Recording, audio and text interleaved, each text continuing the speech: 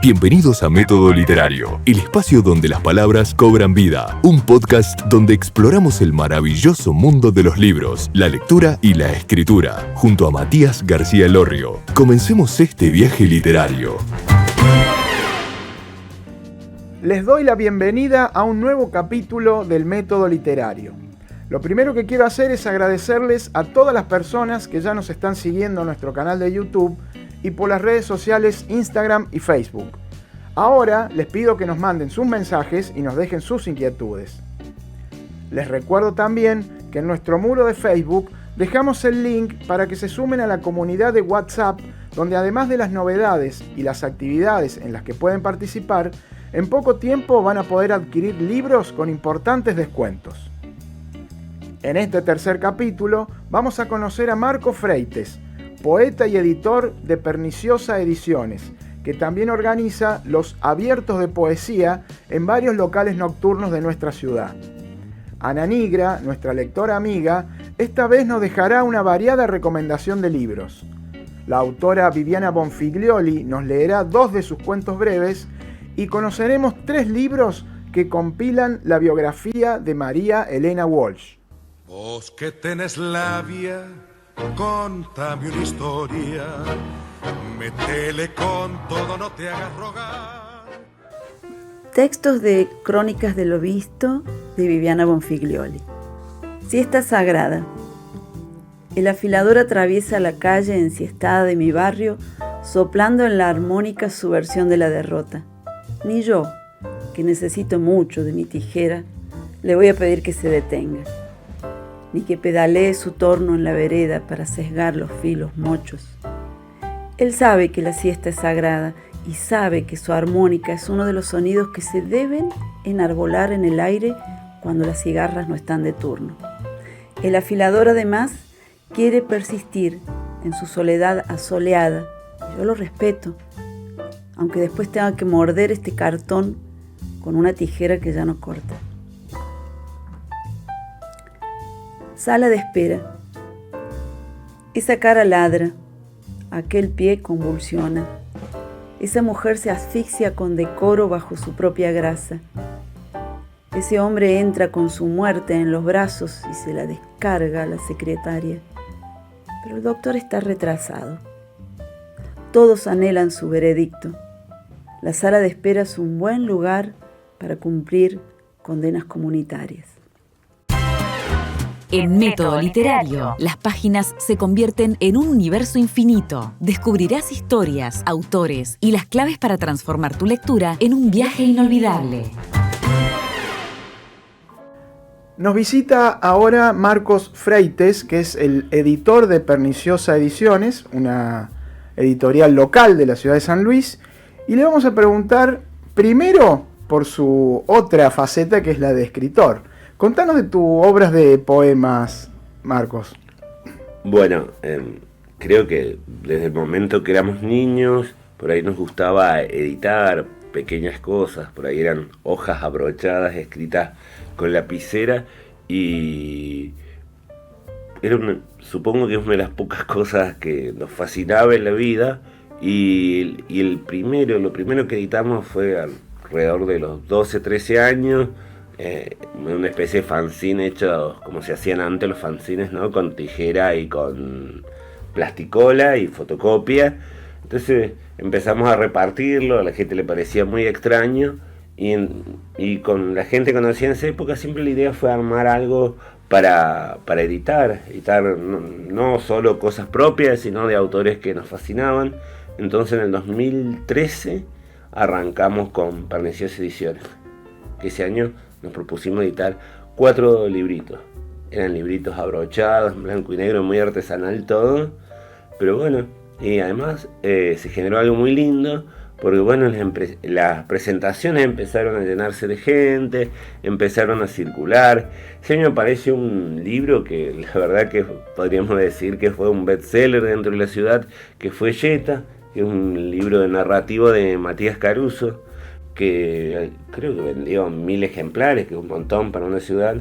Eran de cuentos de terror, todos, digamos, acontecían acá en la ciudad. Bueno, ese fue como el puntapié para arrancar con la edición. Además, en la misma época también había empezado a editar en Villa Mercedes otras editoriales independientes, y se generó eso que se hace por lo general con las editoriales independientes, que es generar una especie de lazo, de intercambio, de comunión, de organizar ferias de editoriales independientes, que era algo que no se organizaba en San Luis porque no había. Y bueno, en el año siguiente editamos ya el doble de autores, y también, bueno, al mismo tiempo, como hacíamos los abiertos de poesía, que era un ciclo de lectura de poemas, empezó a armarse toda una movida y a aparecer nuevos autores. Podríamos decir que muchos de los escritores editaron el primer libro con nosotros. Claro. Y ya son 10 años, un camino largo, pero también estuvo muy bueno, porque también algo que era muy chiquito y pudo salir, no trascender la frontera de la provincia. Estuvimos en poesía allá en el Centro Cultural Kirchner, en el Festival Internacional de Poesía de Rosario, y también algunos autores que editaron con nosotros también empezaron a tener como cierta relevancia afuera, que también eso nos pareció hermoso, porque uno cuando arranca entiende y sabe que es como muy difícil trascender ese pequeño ámbito, no sé, de la ciudad. Entonces eso creo que fue muy interesante que ocurriera eso. Recién me contabas que tiene una explicación el nombre, ¿no? Perniciosa tiene como una connotación especial. Sí, es muy extraño, pero cuando éramos niños, yo era niño en los 90, ¿no? Que para los adultos, en esa época tenían la edad que tal vez tengo yo ahora, les parecía muy extraño que alguien estuviera a solas con un libro, ¿no? Que no sea un manual del colegio, un libro de historia. Nosotros nos llamaban la atención los títulos de los libros, las tapas, por ahí llegamos a ciertos autores sin saber absolutamente quién era, pero no, nos llamaban la atención los títulos, no sé, Una temporada en el infierno de Arthur Rimbaud. Y la gente que era grande nos miraba la tapa del libro y nos decía que tuviéramos cuidado, porque había lecturas que eran perniciosas y podían dañar la mente, ¿no? que también en ciertos aspectos, si se quiere, tenían razón, porque dice, bueno, uno tiene como un camino recto, que es el camino de los mandatos, ¿no? Esos eslabones que la vida propone de alguna manera, que es trabajar, estudiar, trabajar, volverte viejo, ¿no? Entonces la literatura y también otras artes te apartaba un poquito de ese mandato, que era el que supongo que los mayores nos decían que tuviéramos cuidado de no alejarnos. Entonces, cuando pensábamos un nombre para la editorial, nos acordamos de eso, de la palabra pernicioso, ¿no? Que solo lo utilizan para literatura. Hay un montón de cosas perniciosas, ¿verdad? El cigarrillo, qué sé yo, lo que quiera, pero en ese ámbito estaba ligado a las cosas relacionadas con la literatura. Quería preguntarte si en tu derrotero vos has notado que San Luis es un ámbito especial para la poesía. Y los últimos 10 años supongo que surgió algo que parecía imposible, que era una oleada de poetas jóvenes, ¿no? Como una nueva literatura de San Luis. Alguien alguna vez escribió que eran los poetas de la pospuntanidad, ¿no? Pero eran autores que hacían un uso diferente de la palabra. Los libros circulaban no solo en los lugares donde supuestamente tiene que estar la literatura, ¿no? Que son las librerías, sino había libros que se podían conseguir, no sé, en una peluquería, en una roticería, que creo que no solo nosotros, sino también otras editoriales que editaban libros independientes y otros de manera artesanal, sacaron a la literatura de esa especie de claustro, de torre marfil, que solo se encontraba en las librerías, y esos libros empezaron a funcionar en otros lados.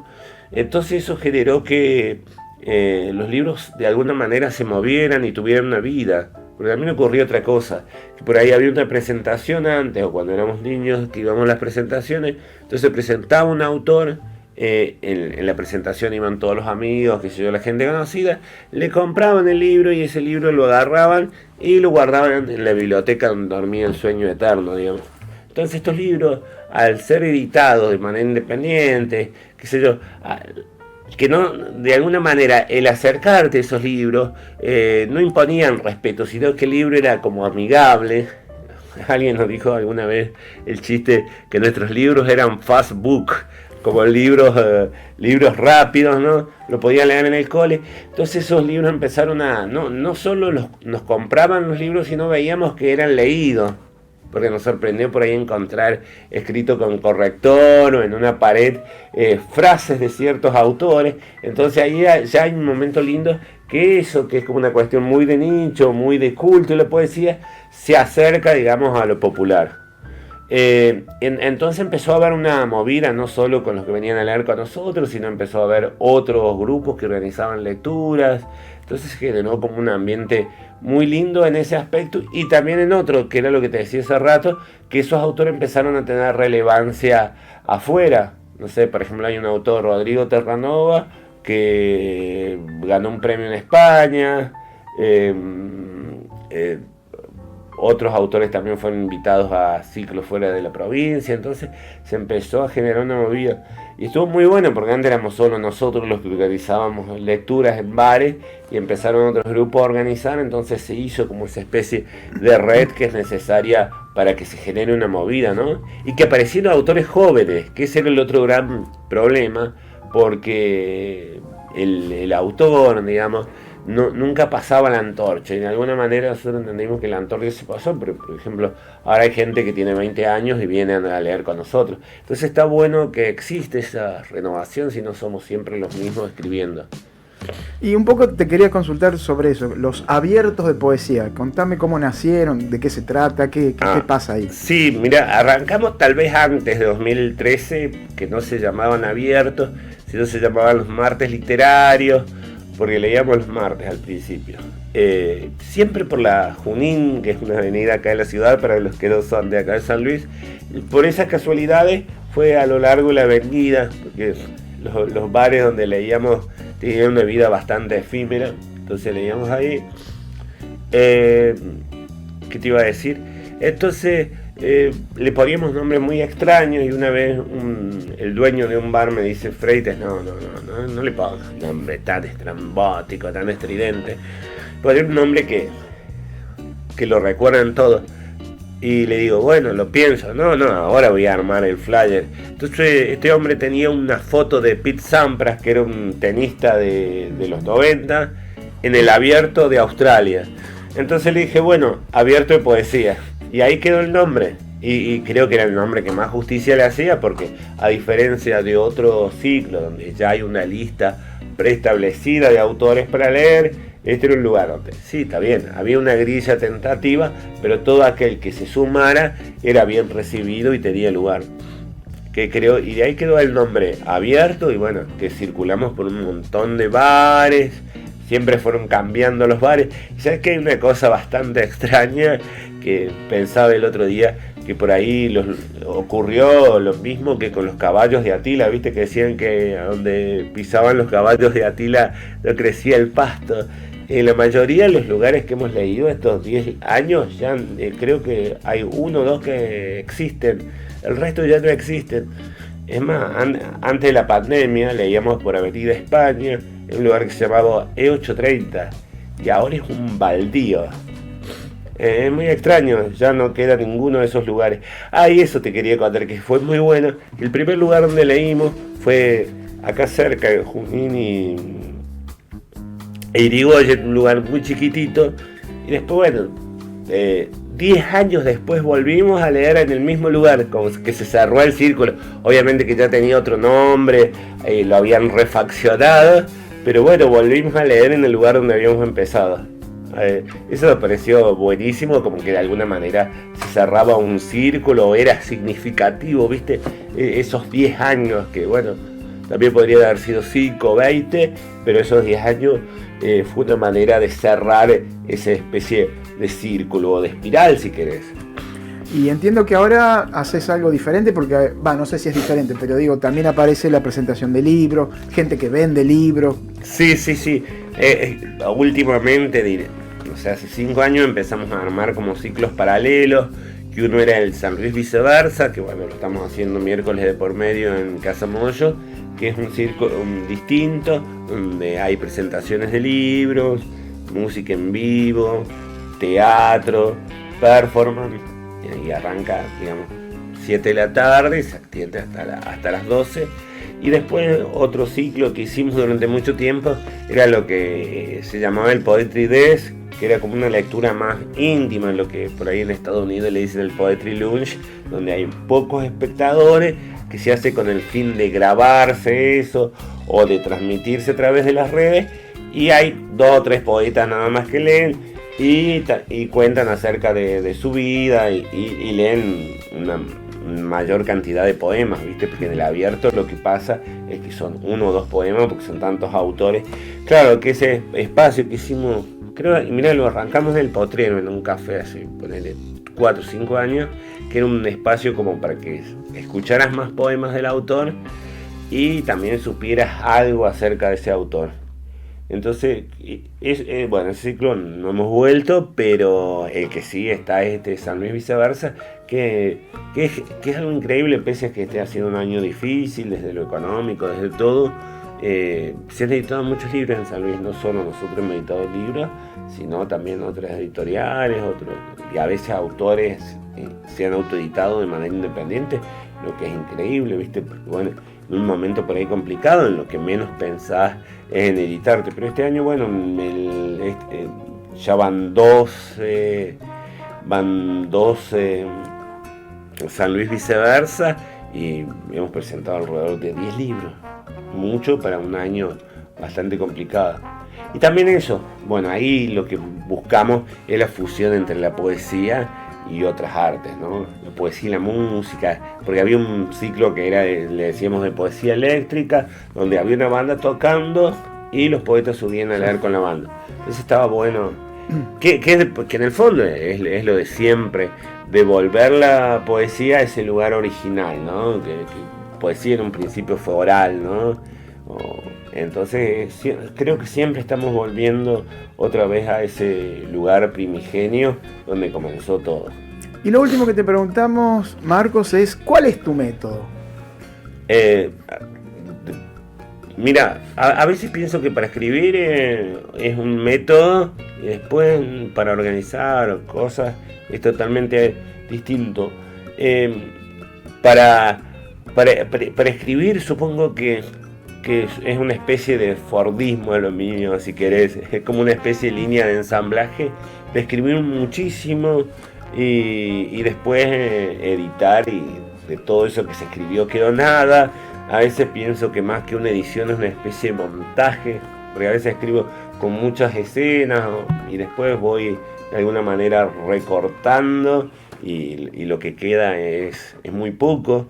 Y me parece que siempre trato de perseguir, aunque sea imposible y uno sabe que no lo va a alcanzar, el poema perfecto. Recuerdo haber escrito, no sé, 25 veces, 25 versiones del mismo poema.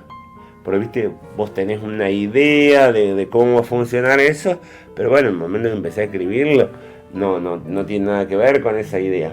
Entonces, bueno, es acercarse a esa cosa imposible que es el poema perfecto, ¿viste? Y después que también intervenga el azar también, muchas veces en la escritura, y que entre en la poesía esa cosa que me interesa por ahí de ciertos autores, que es tomar cosas que andan dando vuelta en la sociedad, digamos, o en la calle, o que esas voces de la calle entren en el poema, pero que entren de una manera natural, ¿viste? Porque ahí me parece que hay como un gran problema cuando eso que está circulando por las calles entra, pero de una manera involuntaria, como con force, ¿viste? Es genial cuando entra todo ese lenguaje a pesar de uno, ¿me entendés? Que creo que es lo que hacen los autores que por ahí admiramos, ponerle Quevedo, Parra, el escritor chileno. Entonces, todo eso que está dando vuelta, que es una especie de polvo en suspensión, ingresa en el poema, y después uno se da cuenta. Y además es otra cosa, me gusta que por ahí el poema en un principio uno crea que va dirigido, intenta a ir hacia un lugar y después te encontrás con alguien que lo leyó y lo puso en un lugar totalmente opuesto, que es genial. Que creo que ahí empieza a terminar el poema. Una vez que lo publicás ya deja de ser tuyo, ¿viste? Y después se lo apropia la gente. Pero otra cosa que también pienso a veces cuando escribo es volver a ser, no sé, cuando el niño que tenía 7 u 8 años y estaba emocionado porque, bueno, podía resolver cosas que le pasaban y ponerla por escrito. A mí me parece que hay como un momento definitivo donde uno descubre todo y que se parece a lanzar una piedra al estanque, ¿no? Que es un momento, no sé, a los 8 o 9 años donde uno, de alguna manera, descubre todo lo que le va a gustar. Y después lo que van quedando son una especie de círculos concéntricos, ¿no? De ese momento definitivo, ¿viste? Donde uno de alguna manera se ata a algo definitivamente a escribir, ¿viste?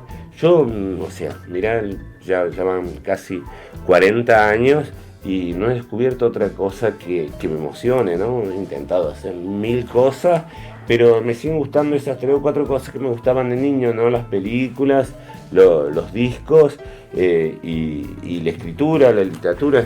Y mirá, no, he intentado 1000 cosas porque a veces uno intenta dejar abandonar la literatura, qué sé yo, porque la literatura de alguna manera es contraria si querés, al mandato de la vida, digamos, de la vida normal, de la vida respetable, pero es una especie de adicción o de cosa que uno no puede dejar nunca, me parece. Y siempre uno vuelve como en ese momento primigenio, ¿no? Ese momento definitivo donde uno de alguna manera descubre lo que quería hacer o a donde quería estar. Su atención, por favor. La recomendación que escucharán a continuación está dedicada especialmente a todos los lectores. Yo soy Ana Nigra y quiero recomendar estos libros. El primero es El Señor de los Anillos, de J.R.R. Tolkien. Por ahí lo has visto en cine, pero si te sumergís en la lectura de estos libros, que son 3, el primero se llama La Comunidad del Anillo, Las Dos Torres el segundo y el tercero El Retorno del Rey. Es entrar en mundos fantásticos que los ha creado el autor, que vas a poder ver idiomas que él creó con sus respectivas letras y vas a poder también ver un paralelo de lo que nos está pasando ahora y conservar la esperanza frente a los tiempos oscuros que podemos estar viviendo. Ese es uno. Son Las 1000 grullas de Elsa Bornerman. Elsa es de la literatura infanto-juvenil, pero yo diría que ya es universal porque cuenta la historia de 2 niños, de Naomi y Toshiro, que viven los días previos de la bomba atómica en Hiroshima. Es de una belleza increíble el libro. Habla de las 1000 grullas. Es una leyenda japonesa, el Senbatsuru, que dice que cuando se construyen 1000 grullas de papel, los dioses conceden lo que uno pide.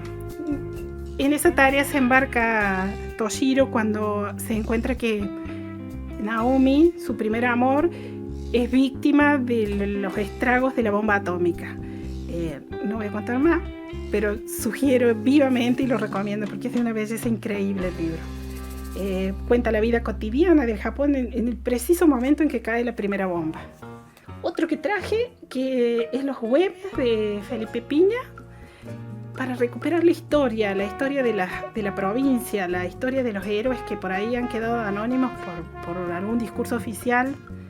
Es hermoso el libro, nos cuenta toda la historia de Güemes, su vida, su relación con Belgrano. Hay cartas de Belgrano, eran muy amigos y las cartas, mi amado amigo le decía él cuando encabezaba las cartas.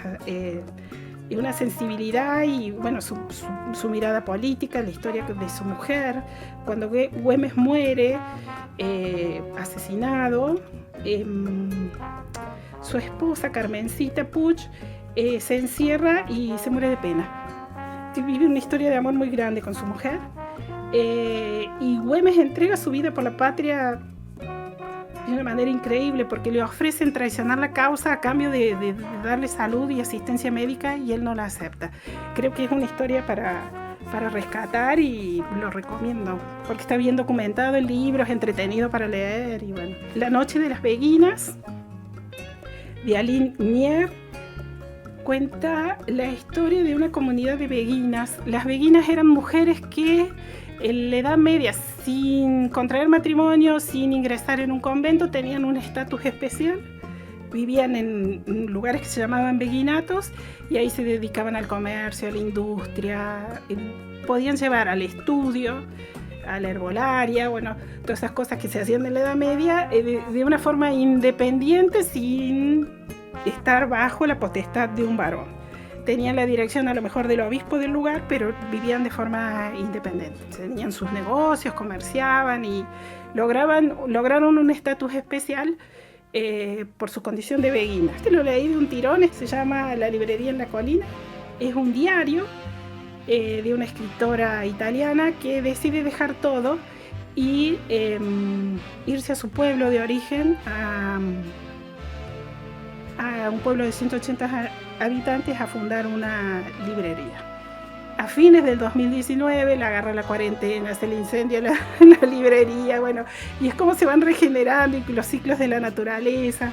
Le gusta mucho la jardinería, entonces cuenta de sus jardines, un libro chiquito, redondito, y a la vez que ella, a través de, al final de cada día del diario, va contando los libros que ha vendido. Entonces un poco también se puede ir viendo qué compran los lectores italianos y del resto de Europa en esa librería. La librería existe, así que si alguno tiene la suerte de viajar por ahí, nos manda fotos de por allá.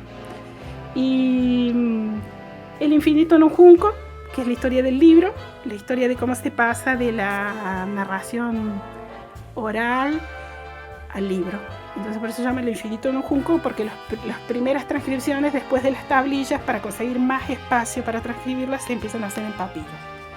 Y es de Irene Vallejo, una escritora española, y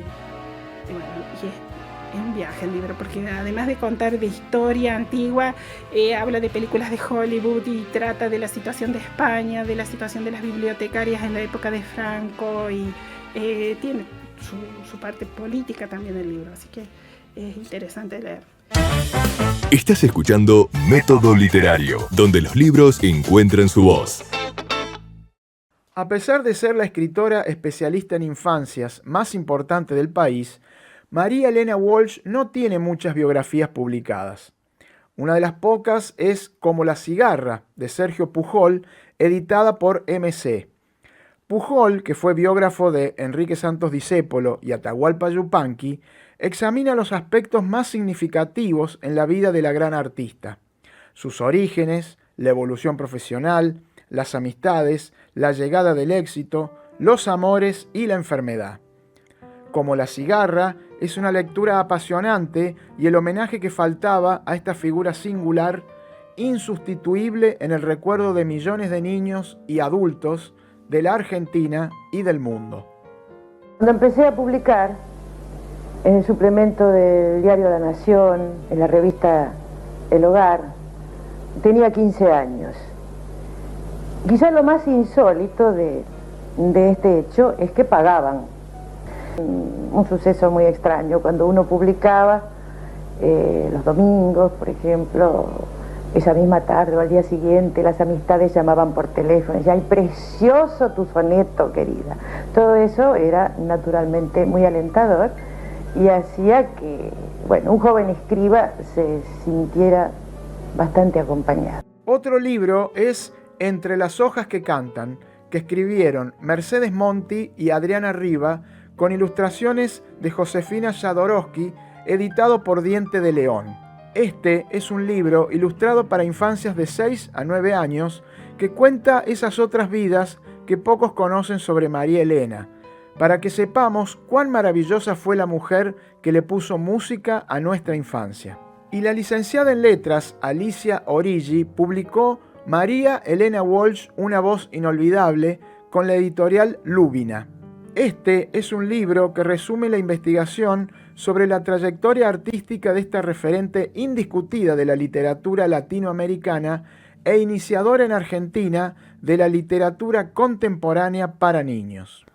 Pero me gustaría destacar que María Elena, además de crear canciones y libros infantiles, fue una destacada militante de las luchas de las mujeres y por eso la editorial Alfaguara publicó en marzo de este año, con su firma, El Feminismo.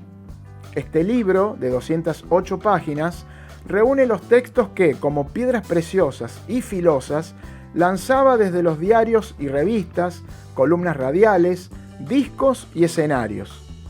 Escritos a lo largo de 50 años, algunos son inéditos, tienen una sorprendente actualidad, la confirman como la referente intelectual que trasciende generaciones y la revelan además como la pionera y precursora de los actuales movimientos de mujeres. María Elena Walsh escribía, cantaba y pronunciaba palabras incómodas, cuestionaba los rígidos roles asignados a mujeres y varones, se resistía a lavar los platos por mandato y se manifestaba contra la misoginia y la violencia machista. Llegamos al final de este capítulo, pero antes quiero reiterarles que se suscriban a nuestro canal de YouTube Método Laboratorio de Ideas y le den me gusta para que en el futuro les llegue el aviso de los estrenos. También les recuerdo que nos pueden seguir por Instagram y Facebook, donde estamos como Método Literario. Ahí vamos actualizando cada semana con novedades sobre libros y actividades donde ustedes pueden participar. Les recuerdo que en nuestro muro de Facebook está el link para ser parte de la comunidad del Método Literario en WhatsApp, donde en poco tiempo más tendrás la posibilidad de adquirir libros con importantes descuentos. No se lo pierdan. Y lo último que les pido es que si alguno de nuestros seguidores tienen textos escritos y los quieren compartir, pueden enviarlos para que nuestra lectora amiga Anita Nigra los grabe y así sean parte de los contenidos de nuestro podcast. Me despido y, como digo siempre, a seguir leyendo. Esto fue Método Literario. Gracias por acompañarnos en este viaje a través de las palabras. Nos reencontramos en el próximo episodio con más literatura y más inspiración.